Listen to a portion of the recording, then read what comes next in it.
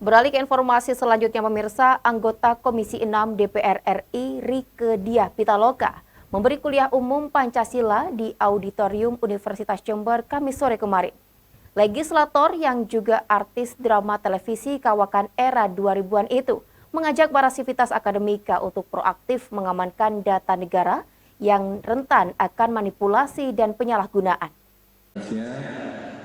Kuliah umum Pancasila yang dihadiri oleh sivitas akademika berlangsung di Auditorium Universitas Jember Kamis sore kemarin.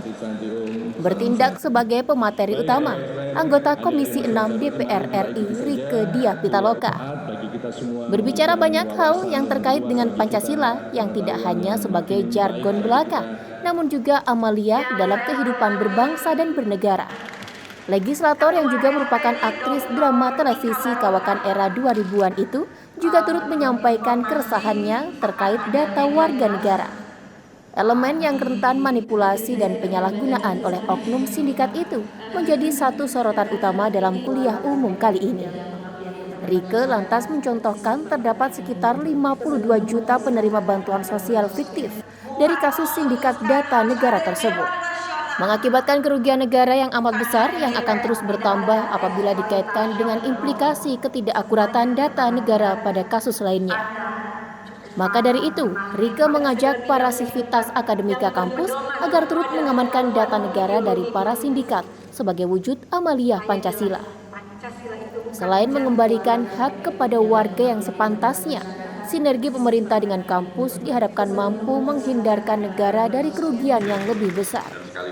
Dalam sambutannya, Rektor Universitas Jember Iwan Taruna mengapresiasi semangat Rieke dalam menggugah para mahasiswa dalam konteks Pancasila sebagai amalia. Guna terciptanya sinergi yang baik, mengingat Universitas Jember juga turut menerjunkan mahasiswa ke bawah dalam program KKN sehingga bisa diakomodir dalam regulasi yang dibentuk oleh legislatif. Tentu sebagai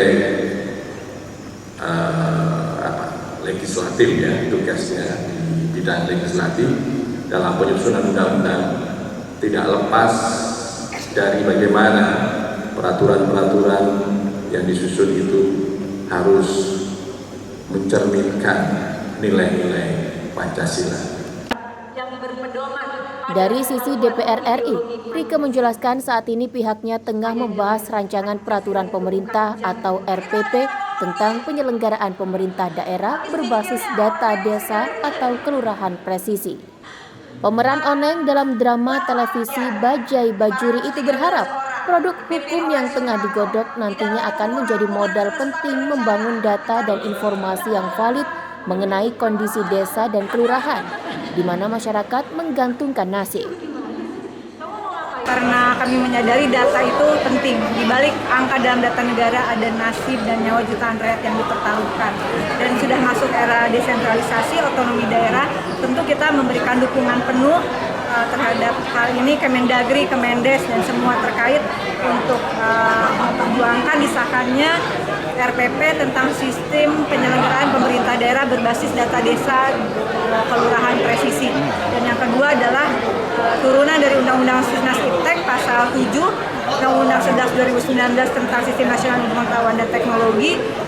Itu amanat jelas tertuang harus ada peraturan pemerintah tentang kebijakan pembangunan berbasis pada ilmu pengetahuan yang berpedoman pada ideologi Pancasila.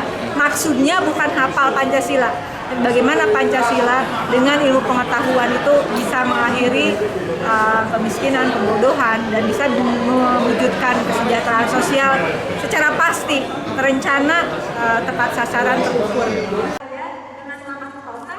Lebih lanjut, Rieke berharap para lulusan kampus mampu menjadi pejuang Republik dengan modal ilmu pengetahuan mumpuni yang berpegang teguh pada Pancasila.